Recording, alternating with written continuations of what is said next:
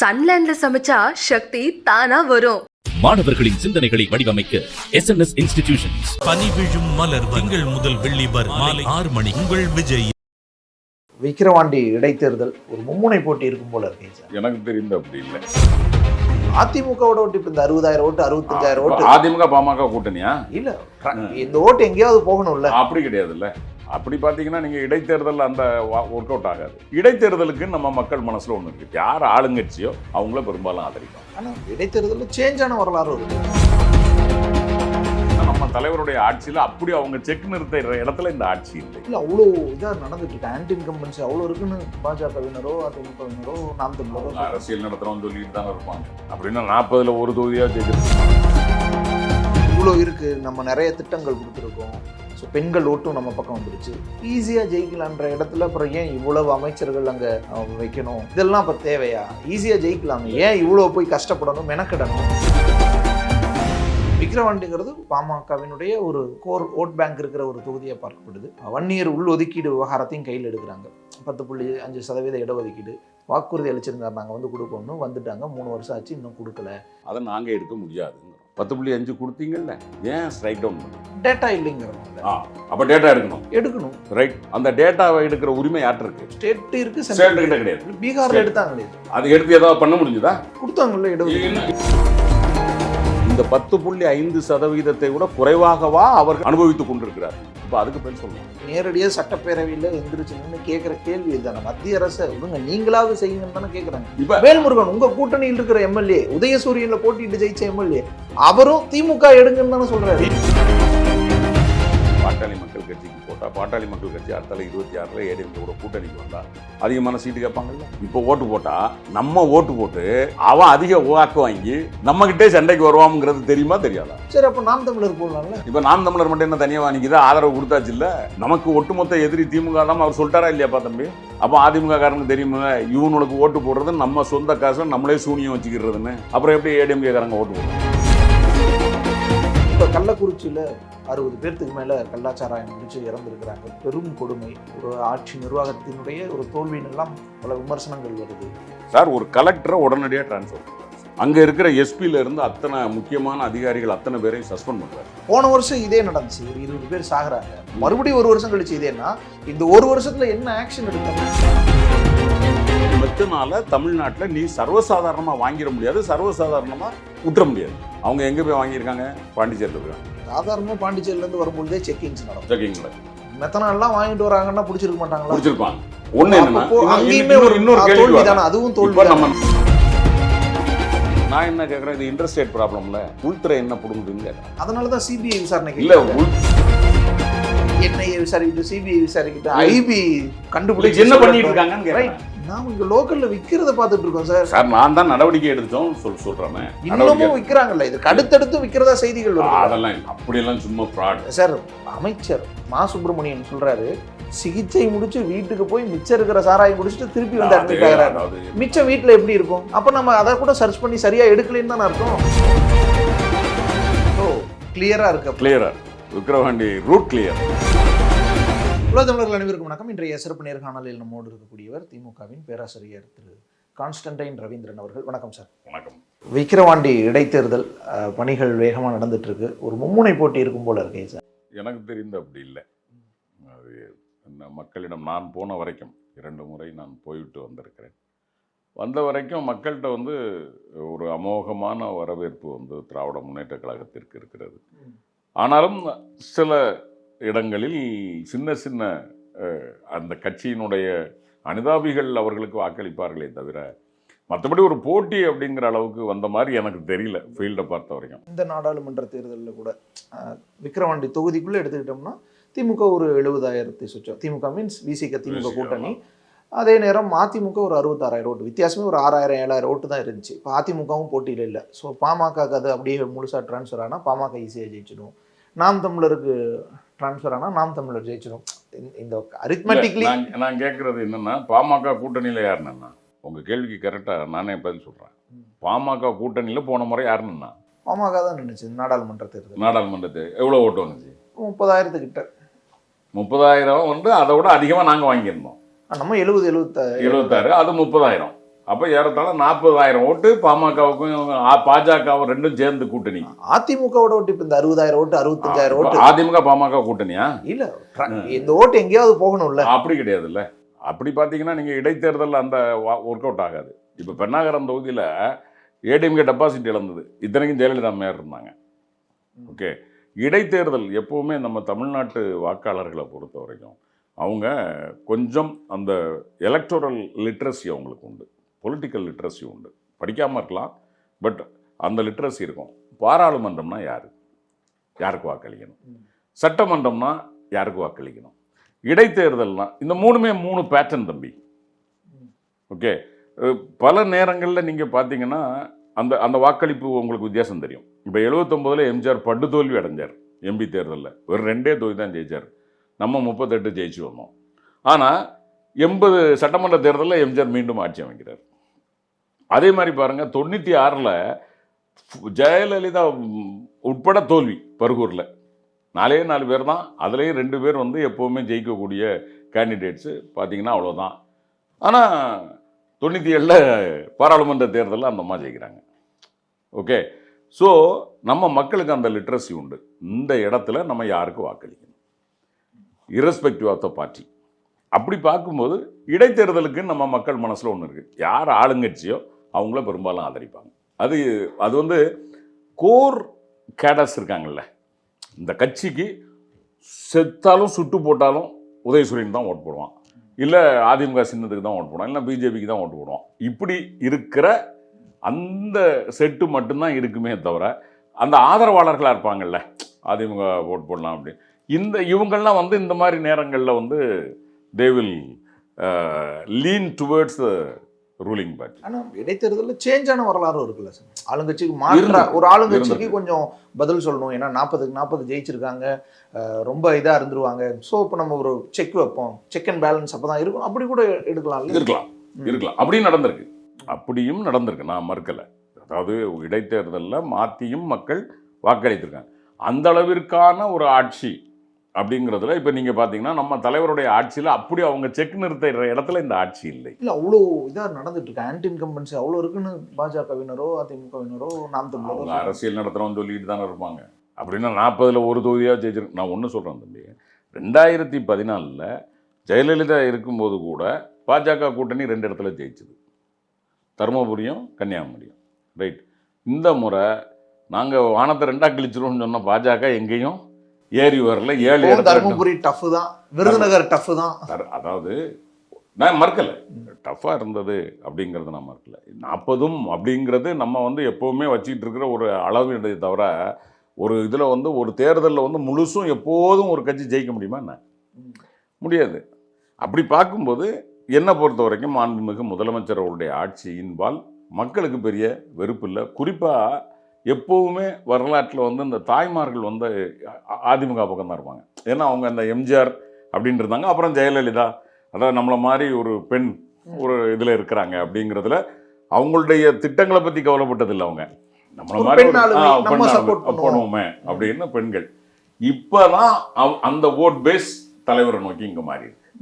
இந்த பஸ் இப்போதைய திட்டங்கள் எல்லாமே வந்து அந்த இப்போ அது மட்டும் இல்லை, அன்னைக்கு இருந்த சூழலை விட இன்னைக்கு சமூகம் சார்ந்து நிறைய மக்களுக்கு போய் சேருது. அவங்க கையில் ஃபோன் இருக்கு, இல்லை வீட்டில் குழந்தைங்க, படித்த குழந்தைங்க இருக்கிறாங்க.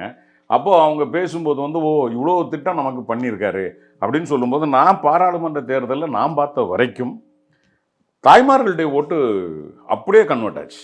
ஆனால் சார் இவ்வளோ இருக்குது, நம்ம நிறைய திட்டங்கள் கொடுத்துருக்கோம், நல்ல விஷயங்கள்லாம் நிறைய போய் ஈஸியாக சேர்ந்துருக்கு மக்கள்கிட்ட. ஸோ பெண்கள் ஓட்டும் நம்ம பக்கம் வந்துருச்சு, ஈஸியாக ஜெயிக்கலான்ற இடத்துல அப்புறம் ஏன் இவ்வளவு அமைச்சர்கள் அங்கே வைக்கணும்?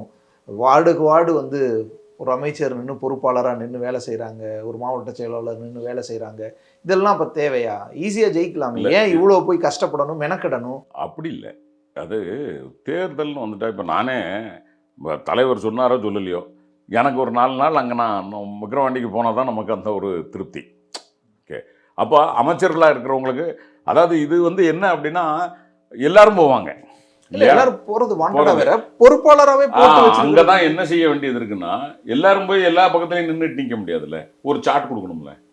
இல்ல அதுக்கு கரெக்டா அமைச்சர்கள்னா அப்போ அங்க இருக்கிற போலீஸோ மற்ற டிபார்ட்மெண்ட் ஆபீசர்ஸோ ஐயோ அமைச்சர் இருக்காரு அப்படின்னு திமுகக்கு அது சாதகமா போயிடுறதுக்கான இல்ல வாய்ப்பு அப்படி கிடையாது. இது வந்து பாரம்பரியமா இருந்துகிட்டு இருக்கிற விஷயம் தானே இடைத்தேர்தலை பொறுத்த. சார் நேத்து கூட பாருங்க, இப்ப பாமகவினருக்கும் திமுகவினருக்கும் ஒரு தள்ளுமுள்ளு நடக்குது. மக்களை இவங்க பட்டி மாதிரி அடைச்சு வச்சிடறாங்க. நாங்க பிரச்சாரத்துக்கு போகும்போது மக்களை வெளியே கூட விட மாட்டாங்கன்னு பாமகவினர் குற்றச்சாட்டு. அன்புமணி பிரச்சாரத்துக்கு வராரு, ஆனா மக்களை திறந்து விட மாட்டாங்க. மக்களை யார் பிடிச்சி அடைக்கோ? இது வந்து எனக்கு தெரிஞ்சு என்னன்னா எங்கேயாவது அப்படி ஒரு படம் இருக்காது. ஈரோடு கிழக்குலயும் அந்த குற்றச்சாட்டு சொல்லுவாங்க.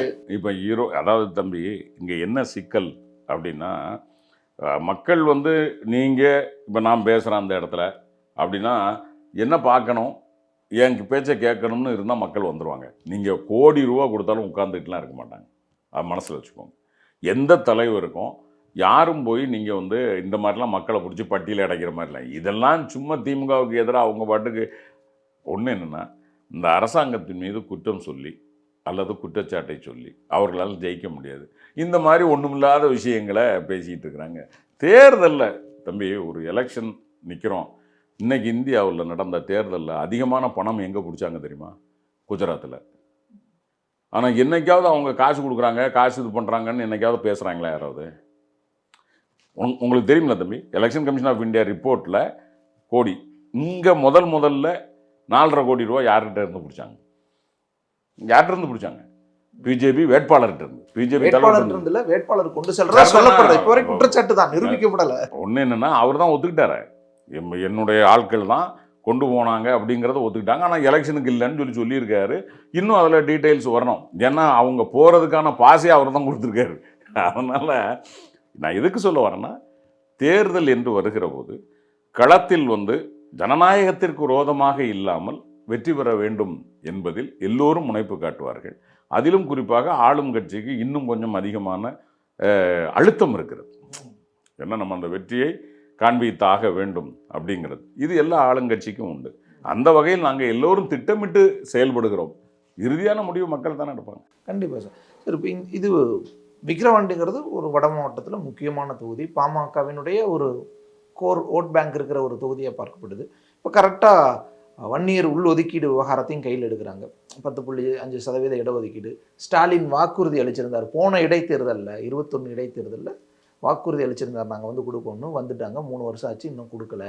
உச்சநீதிமன்றம் அது இதுன்னு காரணம் சொல்கிறாங்க. ஏன் ஸ்டேட்டே வந்து நடத்தலாம்ல, சாதிவாரி கணக்கெடுப்பு நடத்தி போடலாம்ல, இது வந்து ஒரு சாக்கு போக்கு சொல்கிறாங்க. அவங்களுக்கு விருப்பமே இல்லை. இந்த ஒரு பிரச்சாரத்தை கொண்டு போகிறாங்க தம்பி. சில பேருக்கு விஷயங்கள் புரியாது, சில பேருக்கு தெரியும், தெரிஞ்சாலும் மறைச்சி பேசுவாங்க. ஒரு உள் ஒதுக்கீடு அப்படிங்கிறது இப்போ அவங்க என்ன கேட்பாங்க, எப்படி அருந்ததியருக்கு கொடுத்தீங்க, ரைட், எப்படி இஸ்லாமியர்களுக்கு கொடுத்தீங்க, உள் ஒதுக்கீடு தானே கொடுத்தீங்க, எங்களுக்கு ஏன் தரக்கூடாது, ரைட். இதில் மக்களுக்கு புரிகிற மாதிரி 2 விஷயம் சொல்லிடுறேன். ஒன்று, நம்ம சென்சஸ் எடுக்கிறோம்ல, மக்கள் தொகை கணக்கெடுப்பு, இதில் எவ்வளவு தலித்து மக்கள் இருக்கிறார்கள், எஸ்சி எஸ்டி எவ்வளவு இருக்கிறார்கள் என்று நாம் எடுத்துக்கொண்டே இருக்கிறோம். பிசி ஓபிசி நம்ம எடுக்கிறது இல்லை. மக்கள் தொகை கணக்கெடுப்பில் எத்தனை ஆண் எத்தனை பெண் அப்படிங்கிறதான் தெரியுமே ஒழிய இவர் பிசியா எம்பிசியான்னு எடுக்கிறது இல்லை. ஆனால் எஸ்சியா எஸ்சியான்னு கண்டிப்பாக எடுப்போம். ஏன் 1941 31 வரைக்கும் தம்பி எல்லாரையும் எடுக்கிறோம். எல்லா சாதியிலையும் 1100 சாதி அன்னைக்கு இருந்திருக்கு. 1134ன்னு போட்டிருக்காங்க. அத்தனை சாதியிலையும் ஒவ்வொன்றிலையும் எத்தனை பேர் இருக்காங்கன்னு கடைசியாக நம்ம எடுத்தது 1931. 41 எடுக்கணும். 41 எடுக்கும்போது அங்கே ஈட்ஸ் அப்படின்னு சொல்லி அந்த அதிகாரி என்ன சொல்கிறாரு, இது 2ஆம் உலகப் போர் நடந்துகிட்டு இருக்கு, நாங்கள் அதில் இருக்கிறோம், இதுக்கெல்லாம் உட்காந்து செலவழிச்சிட்டு இருக்க முடியாது, அந்த பேஸை வச்சு நம்ம நீங்கள் கொடுக்குறத கொடுத்துக்கங்க. 41 அவர் டிமாலிஷ் பண்ணுறாரு, விட்டுறாரு. ஆனால் எஸ்சி எஸ்டியை கணக்கெடுக்கிறாரு. 51 நம்ம அப்போ பிசி எம்பிசிக்கு இடஒதுக்கீடை பற்றி கொண்டு வரல. ஒன்று எஸ்சி எஸ்டிக்கு மட்டும், அப்புறம் அதர்ஸ் தான், ரைட். அப்போ நமக்கு இந்த ஜாதி கணக்கெடுப்பு தேவைப்படலை. ஆனால் எஸ்சி எஸ்டி இருந்துக்கிட்டே இருக்கு. அப்போ எஸ்சியில் அருந்ததியர் யார், பள்ளர் யார், பறையர் யாருங்கிறதெல்லாம் அங்கே வந்து இருக்கு. இப்போ அதில் உள்ஒதுக்கீடு கொடுக்கறதுக்கு இவங்க யாரு அவங்க யாருன்னு தெரியும், கொடுத்துடலாம், ரைட். அதுக்கு நம்ம ஜனார்த்தனன் கமிட்டி ரெக்கமெண்ட் பண்ணுது, எங்க இத்தனை % இருக்காங்க, அவங்களுக்கு போதுமான அளவில் ரிசர்வேஷன் வரல, எனவே இவங்களுக்கு நீங்கள் கொடுக்கணும், சரியா? அது ஒரு உதாரணத்துக்கு சொல்கிறேன் தம்பி. 100 பேர் இருக்காங்க, 100 பேர்ல 33% பேர் வந்து அருந்ததியர்கள் இருக்கிறாங்க. இவங்களுக்கு வந்து நீங்க கொடுத்த இந்த 18% இடஒதுக்கீட்டில் இவர்களுக்கு வந்திருக்க வேண்டிய 6% வரவில்லை. ரைட். அப்ப என்ன பண்ணணும், நீங்க அவங்களுக்கு தனிப்பட்ட முறையில் கொடுங்க, பூஸ்ட் பண்ணுங்க, 3.5% கொடுங்க. ரைட். ஏன்னா 15% அவங்க இருக்காங்க மக்கள். அப்போ 6ல் 1, 18ல் 6ல் 1 3.5% கொடுக்க சொல்றாரு ஜனார்த்தனம். கொடுத்துருக்கோம். எண்ணிக்கை இருக்கா உங்களுக்கு தெரியும். கிறிஸ்தவர்கள், இஸ்லாமியர்கள், இந்துக்கள், அதையும் டேட்டா உண்டு. அப்போ இஸ்லாமியர்கள் எத்தனை பேர் இருக்காங்கன்னு தெரியும், கொடுத்துட்டோம். வன்னியர்கள் எத்தனை பேர் இருக்காங்கன்னு தெரியுமா எடுங்கன்றாங்க. அதை நாங்கள் எடுக்க முடியாதுங்கிறோம். அதான் இப்போ 10.5 கொடுத்தீங்கல்ல, ரைட், ஏன் ஸ்ட்ரைக் டவுன் பண்ணுச்சு கோர்ட்? டேட்டா இல்லைங்கிறதுனால. அப்போ டேட்டா எடுக்கணும், ரைட். அந்த டேட்டாவை எடுக்கிற உரிமை யார்ட்டு இருக்கு? ஸ்டேட் இருக்கு, ஸ்டேட் கிட்ட கிடையாது. பீகார்ல எடுத்தாங்களே, அது எடுத்து ஏதாவது பண்ண முடிஞ்சுதா? கொடுத்தாங்கல்ல. என்ன இடஒதுக்கீடு செல்லுபடியாச்சா? பாட்னா உயர் நீதிமன்றம் அதை ரத்து பண்ணிச்சா இல்லையா? ரத்து பண்ணி. You have no right. தம்பி சுப்ரீம் கோர்ட்ல இவர் சொல்றாரு, அட்வொகேட் ஜெனரல் நம்ம மத்திய வழக்கறிஞர் சொல்றாரு, இந்த கணக்கெடுப்பெல்லாம் நாங்கள் தான் எடுக்கலாம். நீ வந்து சாதி வாரியா எவ்வளவு எடுக்கிற அப்படிங்கிறத நீ எடுத்துக்கலாமே தவிர அதன் அடிப்படையில் இட் இஸ் நாட் ஆத்தென்டிகேட்டட். நீ உனக்கு தெரிஞ்சுக்கிறதுக்காக எடுக்கலாம். அதை வச்சுலாம் நீ ஒன்றும் கொடுக்க முடியாது. ஏன்னா சட்டத்தின்படி சென்சஸ் என்பது, மக்கள் தொகை கணக்கெடுப்பு என்பது என் கையில தான் இருக்கு, நான் தான் எடுக்கணும். உன்னால கொடுக்க முடியாது. பட் திமுக மேல இந்த சார்ஜ் தானே வைக்கிறாங்க. எடுத்து பீகார் அரசு மாதிரி எடுத்து. இன்னொன்னு தம்பி, இந்த வன்னியர் இதுலயே இன்னொரு பிரச்சனை என்ன அப்படின்னா, நம்ம 20% இடஒதுக்கீடே உள்ஒதுக்கீடு தான். தெரியுங்களா உங்களுக்கு? ஓபிசில இருந்து கொடுக்கறது தான் உள்ஒதுக்கீடு. அதுக்குள்ள ஒரு உள்ஒதுக்கீடு கொடுக்கணும்ல நீங்க. புரியுதா? அதாவது எஸ்சிக்கு இருக்கிறதுல இருந்து அருந்ததியருக்கு கொடுப்பது நேரடி உள்ஒதுக்கீடு. இப்போ இது உள்ஒதுக்கீட்டிற்குள் உள்ஒதுக்கீடு. புரியுதா? இப்போ அவன் என்ன கேட்கறான், வேற ஒண்ணும் இல்லை தம்பி, இந்த 20% கொடுத்துருக்கோம்ல, ரைட், 106 ஜாதி. முறைப்படி பார்த்தா அதில் 36 ஜாதி தான். ஏன்னா வன்னியர்கள்னு இவங்க சொல்றாங்க இல்லையா, இது ஒரு 30 ஜாதி இருக்கு. ஒரு பக்கத்தில் கவுண்டரா இருக்காரு, ஒரு பக்கத்தில். நீங்க மேட்டூர் பக்கம் போனீங்கன்னா நம்ம வீரப்பன் கவுண்டர்னு தான் சொல்லுவார், ஆனால் அவரை வன்னியர்னு சேர்த்து வச்சிருக்கு. இங்கே முருகப்பன் நாயக்கர்னு சொல்லி பெரிய பில்டிங் ஓனர் அவரை வன்னியர்னு தான் சேர்த்து வச்சிருக்கு. இப்போ சுப்ரீம் கோர்ட் என்ன கேட்குறான், கோர்ட் என்ன கேட்குது, இவங்கள்லாம் வன்னியர்கள் தான், இவர்கள்லாம் ஒரே நிலையில் தான் இருக்கான்னு உனக்கு தெரியுமான்னு கேட்குறான். இவங்களுக்குள்ள குடுக்கல் வாங்கல் இருக்கான்னு கேட்குறான். நீங்கள் என்ன பதில் சொல்லுவீங்க? வன்னியருக்கும் படையாட்சிக்கும் குடுக்கல் வாங்கல் இருக்கா? வன்னியருக்கும் நாயக்கருக்கும் குடுக்கல் வாங்கல் இருக்கா? வன்னியருக்கும் கவுண்டருக்கும் குடுக்கல் வாங்கல் இருக்கா? நீ வன்னியர்னு பேசுகிற, அவன் ஒன்றா இருக்கானா? ஒன்று. அடுத்த கேள்வி என்ன கேட்குறான், நீ 20% கொடுத்தே இல்லை, இப்போ இவங்களுக்கு வந்து எத்தனை சதவீதம் மக்கள் இருக்காங்கன்ட்டு 10.5% கொடுக்கணும்னு சொல்கிறேன்ல, இந்த 10.5% விட குறைவாகவா அவர்கள் அனுபவித்து கொண்டிருக்கிறார்கள்? இப்போ அதுக்கு பதில் சொல்லலாம். நீங்கள் ஒரு ஒரு ஒரு ஸ்பெசிஃபிக்காக ஒரு ஆளுக்கு கொடுக்கணும்னா தம்பி, ஒரு சமூகத்துக்கு கொடுக்கணும்னா அந்த சமூகம் தனக்கான பிரதிநிதித்துவத்தை பெறவில்லை என்றால் தானே நீ கொடுக்க முடியும். பெறலையான்னு சொல்லிடலாம். 13 அதுதான் சொல்றேன். இப்போ அதை நீ கணக்கெடுக்கிறதுக்கு உன் கையில் அதிகாரம் இருக்கணும்ல. நீ இதை கொடுத்தனா? ஆனா இப்ப பாமகவினர் நேரடியாக சட்டப்பேரவையில் எந்திரிச்சு நின்று கேட்கிற கேள்வி இதுதானே, மத்திய அரசை விடுங்க நீங்களாவது செய்யுங்கன்னு தானே கேட்கறாங்க. இப்ப வேல்முருகன் உங்க கூட்டணியில் இருக்கிற எம்எல்ஏ, உதயசூரியன்ல போட்டிட்டு ஜெயிச்ச எம்எல்ஏ, அவரும் திமுக எடுங்கன்னு தானே சொல்றாரு. திமுக எடுங்கன்னு சொல்றது பிரச்சனை இல்லை, எடுத்து நாங்க என்ன செய்ய முடியும்? இப்ப அதை சொல்லுங்கிற நான் கேட்கிற கேள்வி என்னன்னா, தம்பி இவங்க எல்லாரும் ஒண்ணுதான் நான் கொடுக்கணும். இவங்க சொல்ற 30 சாதி தம்பி, இந்த 30 சாதியும் ஆமா நாங்க வன்னியர் தான் சொல்லணும், ரைட், ஒத்துப்பாங்களா? கொடுக்கணும். இது மட்டும் இல்லை, இத்தனை சாதியும் சேர்ந்து இந்த 10.5க்கு கீழே தான் பெறுது அப்படிங்கிறத நம்ம ப்ரூஃப் பண்ணணும், டேட்டா எடுக்கணும். இந்த டேட்டா எடுக்கணும்னா அவங்க தான் எடுக்க முடியும், நம்ம எடுத்து புண்ணியம் இல்லை. மாநில அரசு கொடுக்கலாம்னு சொல்றாங்கல்ல, மாநில அரசு கொடுக்கலாம்னு சொல்றாங்கல்ல, எடப்பாடி கொடுத்தாருல, அப்புறம் ஏன் கேன்சல் ஆச்சு? அதான் டேட்டா இல்லாதனால நம்ம டேட்டாவை எடுத்து கொடுத்துடலாம்ல சார். இவங்க எம்பிசிக்குள்ள இவ்வளோ பர்சன்டேஜ் வந்து உங்களுக்கு வாய்ப்பு கிடைச்சிருந்துச்சு, சீட்டு கிடைச்சிருந்துச்சு, வேலை கிடைச்சிருந்துங்கிற டேட்டாவை நம்மளால எடுத்துட முடியும்ல. அது நம்ம கையில் இருக்குல்ல. டேட்டா இல்லைங்கிறத உச்சநீதிமன்றம் எப்போ சொல்லிச்சு? தீர்ப்பு எப்போ சொல்லிச்சு தம்பி? நீங்க 3 வருஷம்னு இப்போ சொல்றீங்க. நாங்க வந்து ஆட்சியில் வந்து உயர் நீதிமன்றத்தில் அடி வாங்கிருச்சு, அப்புறம் உச்சநீதிமன்றம் போய் உச்சநீதிமன்றத்தில் தீர்ப்பு எப்போ வந்திருக்கு அதை சொல்லுங்க. அப்ப நீங்க ஒரு அரசாங்கம் என்ன செய்யணுமோ அதை செய்து கொண்டு இருக்கிறது. அது மட்டுமல்ல, ஒரு முறை நம்ம செய்கிறோம் அப்படின்னா, இதுவரைக்கும் நாங்கள் கொடுத்த எஸ்சி அருந்ததியர் அடி வாங்கியிருக்கா? இல்லை. இஸ்லாமியர்களுக்கு நாங்கள் கொடுத்தோம். மற்ற மாநிலங்களில் கொடுத்த அடி வாங்கியிருக்கு, உங்களுக்கு தெரியும். நாங்கள் கொடுத்தோமா அடி வாங்கியிருக்கா? இல்லை. என்ட்ரன்ஸ் எக்ஸாமை க்ளோஸ் பண்ணோம். க்ளோஸ் பண்ணப்போ ஜெயலலிதா கொண்டு வந்தப்போ அடி வாங்குச்சு, நாங்கள் கொண்டு வந்தப்போ அடி வாங்குச்சா? இல்லை. எதை செய்தாலும் சட்ட ரீதியாக அவங்களுக்கு ஜஸ்டிஃபிகேஷன். இப்போ நீட்டை கூட நம்ம எதிர்த்திருக்கோமே, கண்ண மூடிட்டு எதுக்கல. ஏகே ராஜன் கமிட்டி போட்டு இதை ஏன் நாட்டு மக்கள், தமிழ்நாட்டு மக்கள் விரும்பலை அப்படிங்கிற 68,000 மெயிலோடு சேர்த்து மொத்த கருத்துக்களையும் வச்சு தான் நம்ம எதிர்த்திருக்கோம். அப்போ நீங்கள் என்ன, உங்கள் செய்கிற சட்டங்கள் சரியா என்பதை தீர்மானிப்பதற்கு நீதிமன்றம் வந்து இஷ்டத்துக்கு தீர்ப்பு வழங்க முடியாது. அதுக்கு ஜஸ்டிஃபிகேஷன் இருக்கணும். ரைட். ஜஸ்டிஃபிகேஷனுக்கு என்ன? பட் பொலிட்டிக்கலாக யோசிங்க சார். பொலிட்டிக்கலாக டிஎம்கே மேலே பாமக வைக்கக்கூடிய ரொம்ப முக்கியமான சார்ஜ் இது. செய்ய மாட்டாங்க, இவங்க கையில் இருந்து செய்ய மாட்டாங்க. செஞ்சிடலாமே, மேலே கூட போய் அடி வாங்கிட்டோம், டேட்டாவை எடுத்து கொடுத்துடலாம், கணக்கெடுப்பு நடத்தி கொடுத்துடலாம். நான் சொல்கிறது என்னென்னா, உங்களுக்கு நடக்காதுன்னு தெரிஞ்சு திரும்ப நாங்கள் கொடுக்கணும். கொடுத்ததுக்கப்புறம் இது இவனுக்கு நடக்காதுன்னு தெரிஞ்சே தான் இவனை செஞ்சானோன்னு சொல்லுவாங்க. இதுக்கெல்லாமா உட்காந்து நாங்கள் வக்காலத்து வாங்கிட்டு இருக்க முடியாது. ஒரு அறிவுபூர்வமான வாதத்திற்கு நீ தீர்வு காணலாம் தம்பி. ஆனா இதுதானே சட்டப்பேரவையில களத்துல விக்கிரவாண்டி இடைத்தேர்தல்ல இது சும்மா அவங்க பண்ணிட்டு இருப்பாங்க. நாட்டு மக்களுக்கு தெரியும் இதுல என்ன உண்மை. விக்கிரவாண்டி தேர்தல்ல இது பிரதிபலிக்காது தம்பி. இது அப்படி பிரதிபலிச்சிருந்தா இப்போ நம்ம 40 பாராளுமன்ற தேர்தலில் நாங்கள் எல்லா தொகுதியிலையும் எவ்வளோ ஜெயிச்சிருக்கோம் சொல்லுங்களேன். 1 year டாமினேட்டட் பெல்ட் கடலூர், இத்தனையும் கேண்டிடேட் யாரு? காங்கிரஸ். எவ்வளோ ஜெயிச்சிருக்கோம்? ரைட். விழுப்புரம் சகோதரர் ரவிக்குமார். நல்லா பாருங்க, திமுக நின்றுருந்தா இன்னும் வேகம் இருந்திருக்கும். ரைட். கூட்டணி கட்சி நிக்குது, அங்கேயே நாங்க 2.5 லட்சம் 3 லட்சம் வாக்கு போன. எங்க? விழுப்புரத்துல. ரைட்டு. நாம அதே இது சிதம்பரம் 1 லட்சத்துக்கு மேல. போன முறை எவ்வளவு ஜெயிச்சாரு? 3000 ஓட்டு. அப்பா அதான் சொல்றேன். அதாவது நீங்க நம்ம பார்க்கிற அல்லது ஜாதிய தலைவர்கள் பார்க்கிற எண்ணத்துல தான் மக்கள் பார்க்கிறார்கள் என்று நினைச்சாரு.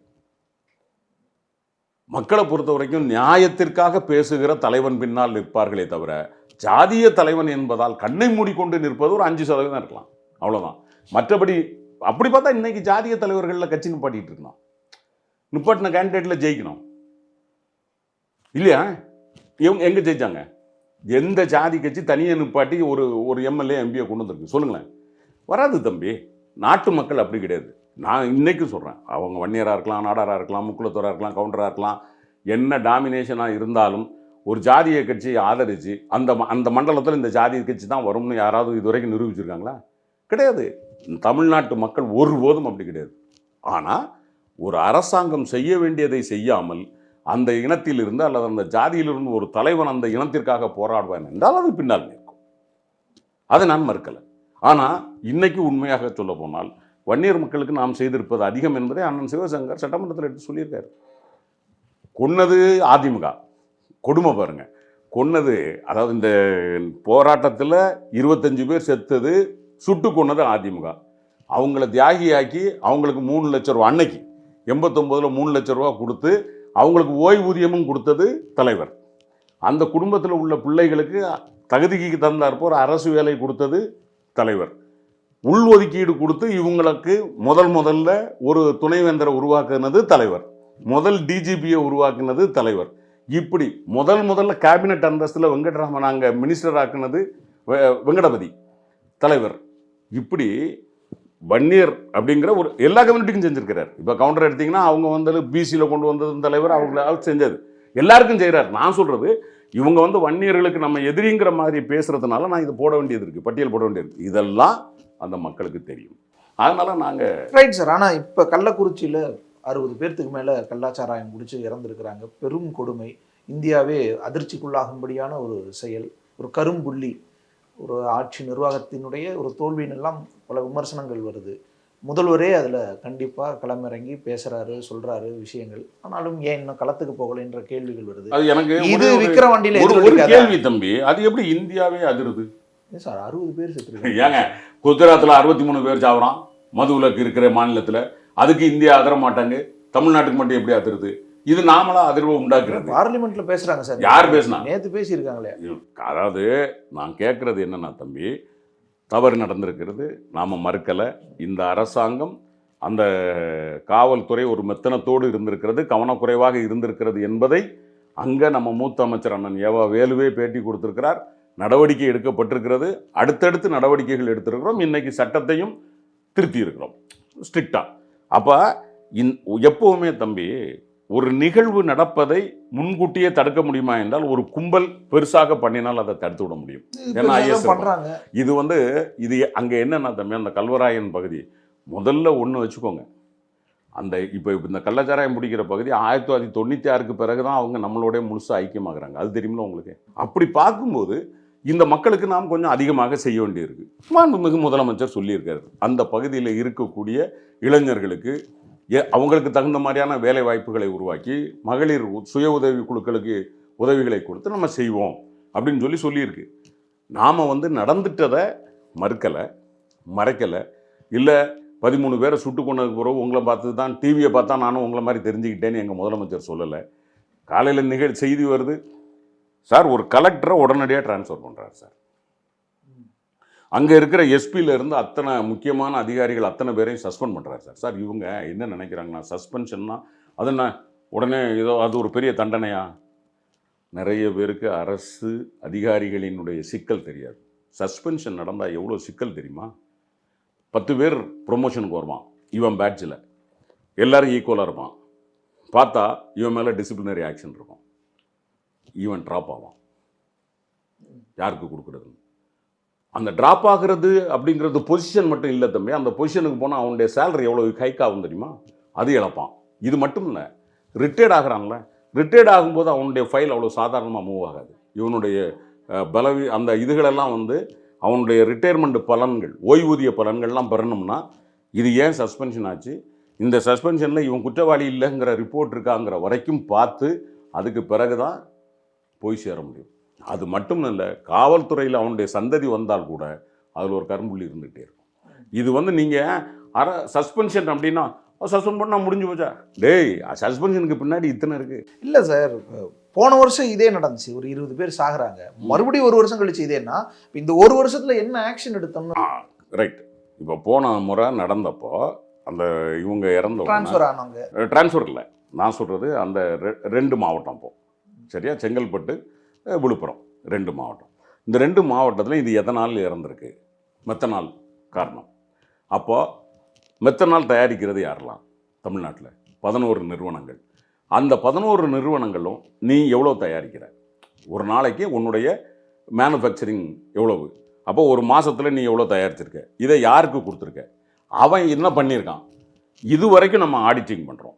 ஸோ மெத்தனால் தமிழ்நாட்டில் நீ சர்வசாதாரணமாக வாங்கிட முடியாது, சர்வசாதாரணமாக விட்டுற முடியாது. ரைட், இதை டைட் பண்ணியிருக்கோம். மந்த்லி ஆடிட்டிங் ரிப்போர்ட் வருது. ஒன்று. அப்போது இந்த சாராயத்தை நம்ம நிலைநிறுத்துகிறோம். அதாவது மெத்தனாலில் வர முடியாது. அவங்க எங்கே போய் வாங்கியிருக்காங்க? பாண்டிச்சேரியில் போய் வாங்கியிருக்காங்க. சார் சாதாரணமாக பாண்டிச்சேரியிலேருந்து வரும்பொழுதே செக்கிங் நடக்குது. இப்போ மெத்தனால்லாம் வாங்கிட்டு வராங்கன்னா பிடிச்சிருக்க மாட்டாங்களா? பிடிச்சிருப்பாங்க. ஒன்று என்னன்னா, இன்னொரு கேள்வி தானே, அதுவும் தோல்வி. நம்ம 45 சோதனை சாவடி நிலையங்கள் டெம்பரரியாக இருக்கும். அதாவது அந்த சோதனை சாவடி நிலையங்கள் அதுக்கு முன்னாடி எப்படி இருக்கும்னா தம்பி, இந்த வேலூர் இந்த பாண்டிச்சேரி இந்த என்ட்ரன்ஸில் எப்பவும் 2 மணி நேரம் செக் பண்ணுவாங்க, போயிடுவாங்க. ஆனால் 45 சோதனை சாவடி நிலையங்களை பெர்மனன்ட் ஆக்கியிருக்கோம், வரவிடாமல். அதையும் தாண்டி வருதுன்னா இல்லை, அதுதான் இங்கே தான் இப்போ போலீஸ் இல்லை. நான் என்ன கேட்குறேன், இது இன்டர்ஸ்டேட் ப்ராப்ளம்ல உள்துறை என்ன பிடுங்குதுன்னு கேட்குறேன். அதனால தான் சிபிஐ விசாரணை இல்லை. உள்துறை அமைச்சர் என்ன பண்ணிட்டு இருக்காரு? அப்போ முதல்ல உள்துறை அமைச்சரை விசாரிங்கிறேன், அமித்ஷா விசாரி. இந்த மாதிரி கள்ளச்சாராயங்கள் இன்டர்ஸ்டேட் நடக்குது, கஞ்சா கடத்தல் நடத்துது, அபின் கடத்தல் நடத்துது, இதெல்லாம் இன்டர்ஸ்டேட் ப்ராப்ளம். இன்டர்ஸ்டேட் ப்ராப்ளத்தை யார் பார்க்கணும்? நான் கேட்கறது நியாயமா இல்லையா? மத்திய உள்துறை தான். உள்துறை தானே என்ன பண்ணிட்டு இருக்காரு? மாநில உள்துறை தகவல் கொடுத்து மத்திய உள்துறை என்ன பண்ணுது தம்பி? நான் என்ன கேட்கிறேன், உங்களுக்கு வேண்டாத ஒரு சாதியோ ஒரு மதத்தையோ சார்ந்தவன சும்மா உங்களுக்கு தகவல் தூக்கிட்டு போறீங்கல்ல என்ஐஏவில், இப்ப என்ன பண்றீங்கன்னு கேட்கறேன். என்ஐஏ விசாரிக்கலாம் கேளு. மெத்தனால எங்க கொண்டு போற? பிடிக்கணுமா இல்லையா? Pondicherry under direct control of உங்க ஆள் தானே. நீங்க என்ன பண்ணிட்டு இருக்கீங்க? முதல்ல தம்பியை கேட்க வேண்டிய நம்ம கிட்ட இருந்த தவறுகளை நாம் ஏற்றுக்கொள்ளுகிறோம், மாற்றுக்கருத்தில். ஆனால் இன்டர்ஸ்டேட் ப்ராப்ளம் என்று வருகிற போது உள்துறை அமைச்சர் என்ன பண்ணிட்டு இருக்காரு? அமித்ஷாவை கூப்பிட்டு கேள்வி கேளுங்கிறேன். அப்போதானே அதுக்கு முடிவு வரும்.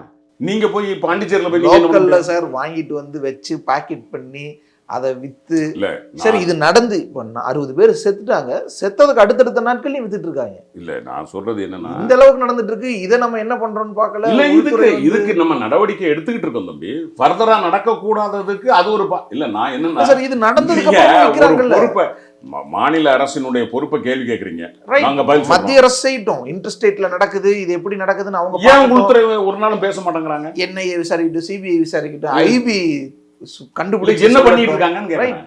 நாம இங்க லோக்கல்ல விக்கிறத பாத்துட்டு இருக்கோம் சார். சார் நான் தான் நடவடிக்கை எடுத்துட்டோம் சொல்றேன். இன்னமும் விக்கிறாங்கல்ல. இதுக்கு அடுத்தடுத்து விக்கிறதா செய்திகள் வருது. அதெல்லாம் இல்ல, அப்படியெல்லாம் சும்மா ஃப்ராட். சார் அமைச்சர் மா சுப்பிரமணியன் சொல்றாரு, சிகிச்சை முடிச்சு வீட்டுக்கு போய் மிச்சம் இருக்கிற சாராயம் குடிச்சிட்டு திருப்பி வந்து அட்மிட் ஆகிறாரு. மிச்சம் வீட்டுல எப்படி இருக்கும்? அப்ப நம்ம அதை கூட சர்ச் பண்ணி சரியா எடுக்கலன்னு தானே அர்த்தம். அதாவது ஒண்ணு என்னன்னா, வந்து மருத்துவமனையில வந்து படுக்கிறவன மருத்துவமனையில இருந்து குணப்படுத்திட்டு கூட்டிட்டு போகும்போது வீட்டுல வச்சிருக்கான்னு கேட்டு கொண்டு போய் சர்ச் பண்ணணுமா? ஒவ்வொரு வீட்டையும் சர்ச் பண்ணிட்டு. ஆமா சார், 60 பேர் தானே, ஒரு 100-150 பேர் தானே. இல்ல நம்ம அவங்க அப்படி வீடு கூட நம்ம சர்ச் நம்ம பண்ணி அப்படி எதிர்பார்க்கல. இப்படி இப்படி ஒரு சம்பவம் நடந்துச்சு. அந்த ஊருக்குள்ள கூட சர்ச் பண்ணி எடுக்கலைன்னா நான் என்ன கேக்குறேன் தம்பி, இப்படி ஒவ்வொரு வீட்லயும் வச்சுட்டு வந்திருப்பானோ, இன்னும் ரெடி ஆகி போய் குடிப்பானோ எங்கேயோ. ஓகே சார், இவங்க எல்லா இடத்தையும் பார்த்தோம். அதாவது காய்ச்சின இடங்கள்ல பார்ப்பாங்க தம்பி. அதுல சோர்ஸ் யார் வீடு இருக்கோ, இதுல சம்பந்தப்பட்டவங்க வீட்டை வந்து நம்ம சர்ச் பண்ணியிருக்கோம். பட் இது வந்து ஒரு ரேர் அமாங் த ரேரஸ்ட். இப்படி வந்து நான் இதுவரைக்கும் நான் கேள்விப்பட்டேன் இல்ல. நான் இதுவரைக்கும் நான் இப்படி கேள்விப்படல. அதாவது குடிச்சிட்டு பாதியை வச்சுட்டு வந்துட்டு குணமாயிட்டு போய் மீதியை குடிப்பாம்னு. உங்களுக்கு கள்ளக்குறிச்சிக்கு முன்னாடி எதுவும் கேள்விப்பட்டீங்களா அப்படி? இல்ல நான் கேட்கறேன். இந்த மாதிரி வந்து தம்பி கள்ளக்குறிச்சி இப்பதான் சார் கேள்வி. இல்ல நான் இல்ல கள்ளக்குறிச்சி இப்பதான் கேள்விப்படுறீங்கன்னு இல்ல. இதுக்கு முன்னாடி நடந்து போன வருஷம் நடந்துச்சு. 2020 நடந்திருக்கு.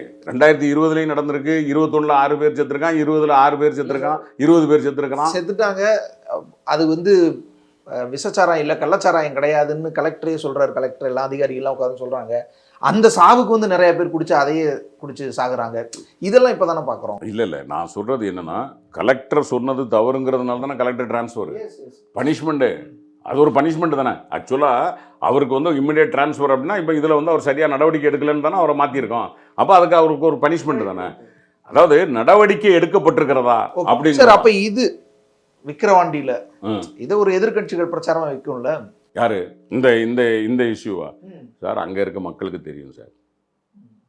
அங்க இருக்க மக்களுக்கு தெரியும் இதுக்கு யார் காரணம், இது எப்படி இப்படி அரசியல் ஆகுது, அது எப்படி தேர்தலுக்கு முன்னாடி. நம்மளை மாதிரி சில விஷயங்களை நம்ம பேசாமல் இருக்க மாதிரி மக்கள் பேசாமல் இருக்க மாட்டோம். மக்களுக்கு தெரியும் அதில் வந்து பிஜேபி ஏடிஎம்கே காரங்க எல்லாரும் சம்மந்தப்பட்டிருக்காங்க அந்த சாராயம் கடத்தலில் அப்படின்னு சொல்லும்போது, சரியா எப்படி எலெக்ஷனுக்கு முன்னாடி, அதுவும் விக்கிரவாண்டி இடைத்தேர்தலுக்கு முன்னாடி எப்படி சாவுறாங்க. நான் சொல்றது வந்து நான் மக்களை சொல்றேன். புரியுது. அவங்களுக்கு அப்ப அது தெரியும் இதுல ஏதோ ஒண்ணு பின்னணியில இருக்குன்னு. அதனால இந்த விஷயத்த அரசாங்கம் பார்த்து கொள்ளட்டும். அவங்க இதுக்காக விக்கிரவாண்டியில ஓட்டு போட மாட்டாங்கன்னு நான் சொல்ல வரேன். ஏன்னா இது விக்கிரவாண்டி சம்பந்தப்பட்ட விஷயம் இல்லை. இது இல்ல சீமானோ அன்புமணியோ பேசுறாங்க, பேசுவாங்க சார், அவங்க பேசட்டும்ங்கிறேன். அது வந்து எல்லாத்தையும் தான் பேசுறாங்க. நாட்டு மக்களுக்கு தெரியும்ல என்ன. இதுவும் எதிரொலிக்காது. அப்புறம் விக்கிரவாண்டி இப்ப ஸ்மூத் தான், பிரச்சனை இல்லை. என்ன பொறுத்த வரைக்கும் விக்கிரவாண்டி இந்திய நிலவரப்படி ஏடிஎம்கேவோட அந்த 60,000 சொச்சம் ஓட்டு டிஎம்கேக்கு வர வாய்ப்பு இருக்கா? ஏன்னா திராவிட கட்சிகள் ஆப்போனன்ட்ல வேற கட்சிகள் பெரும்பாலும் ஓட்டு போட மாட்டாங்க. ஓட்டே போட மாட்டாங்க. ஏடிஎம்கேல அந்த கோர் ஏடிஎம்கே இருக்குல்ல, போட்டா ரெட்டலைக்கு போடுவோம் இருக்கானே, இவன் வந்து சத்தியமா சொல்றான் ஓட்டு போட மாட்டான். அதை தாண்டி ஆதரவாளர்கள் இருக்காங்கல்ல, அவங்க டிஎம்கேக்கு மாறுவாங்க. நாம் தமிழர் பிஎம்கே அதுக்கெல்லாம் போகவே மாட்டாங்க. நீங்க எழுதி வச்சுக்கோங்க. ஏன்னா அதுல இருக்க சிக்கலை சொல்றேன். ஏடிஎம்கே ஆதரவாளர்களுக்கு தெரியும், பாட்டாளி மக்கள் கட்சிக்கு போட்டா பாட்டாளி மக்கள் கட்சி அடுத்தால 26 ஏடிஎம்கே கூட கூட்டணிக்கு வந்தா அதிகமான சீட்டு கேட்பாங்கல்ல. இப்போ ஓட்டு போட்டா நம்ம ஓட்டு போட்டு அவன் அதிக வாக்கு வாங்கி நம்ம கிட்டே சண்டைக்கு வருவாங்கிறது தெரியுமா தெரியாதா? சரி, அப்ப நாம் தமிழர் போடலாம்ல. அதான் இப்ப நாம் தமிழர் மட்டும் என்ன தனியா வாங்கிக்குதா? ஆதரவு கொடுத்தாச்சு இல்ல. நமக்கு ஒட்டுமொத்த எதிரி திமுக தான். அவர் சொல்லிட்டாரா இல்லையாப்பா தம்பி? சொல்லிட்டாரா இல்லையா? ஏதோ கள்ளச்சாராயத்துக்கு உண்ணாவிரதம் இருக்கிறாங்க, அங்க போய் ஆதரவு கொடுத்ததெல்லாம் இதுவரைக்கும் நடந்ததுக்கெல்லாம் கொடுத்தாரா இவரு? நாங்க நடத்தினோமே, நீட்டுக்கு எதிராக போராட்டம் நடத்தினோம், இதே கள்ளச்சாராயத்துக்கு எதிராக போராட்டம் நடத்தினோம். எப்ப 2003 இருந்து கள்ளச்சாராயம் என்ன, மகாமகம் என்ன, ஆசிடு என்ன, துப்பாக்கி சூடு என்ன, இத்தனைக்கும் நாங்கள் நடத்திக்கிட்டு இருந்தோமே. அப்பமெல்லாம் விட்டுருங்க. 2009 தான் அவர் கட்சி ஆரம்பித்தார். எத்தனை போராட்டம் அதுக்கப்புறம் நடத்தியிருக்கோம். கொடுத்தாரா என்ன? அப்போ கொடுத்துட்டாருல. அப்போ அதிமுக காரனுக்கு தெரியுமில்ல, இவனுக்கு ஓட்டு போடுறது நம்ம சொந்த காசில் நம்மளே சூனியம் வச்சுக்கிறதுன்னு. அப்புறம் எப்படி ஏடிஎம்கேக்காரங்க ஓட்டு போடுவாங்க? எனக்கு தெரிஞ்சு கோர் ஏடிஎம்கே வாக்களிக்க வரமாட்டார்கள். ஏடிஎம்கே ஆதரவாளர்கள் சரி நம்மால் போட்டு போவோம் அப்படின்னு சொல்லி திமுகவுக்கு போட்டால் உண்டு. அவங்களுக்கு போட்டு பாமகவிற்கோ நாம் தமிழருக்கோ போடுவது நமக்கு நாமே வைத்துக் கொள்ளுகிற சூனியம் என்பது அவர்களுக்கு தெரியும். வாக்களிக்க மாட்டாங்க. ஸோ கிளியராக இருக்கு. Clearer Vikravandi route clear. நன்றி சார், உங்களோட நீங்கள் பண்றது மிக்க மகிழ்ச்சி. உங்களுக்கும் உங்கள் கலாட்டா தொலைக்காட்சி நேயர்களுக்கும் மனமார்ந்த வாழ்த்து. சன்லேண்ட்ல சமைச்சா சக்தி தானா வரும். மாணவர்களின் சாதனைகளை போற்றும் SNS இன்ஸ்டிடியூஷன்ஸ் கோவை. பனி விழும் மலர் திங்கள் முதல் வெள்ளி வரை மாலை 6 மணி. உங்கள் விஜய்.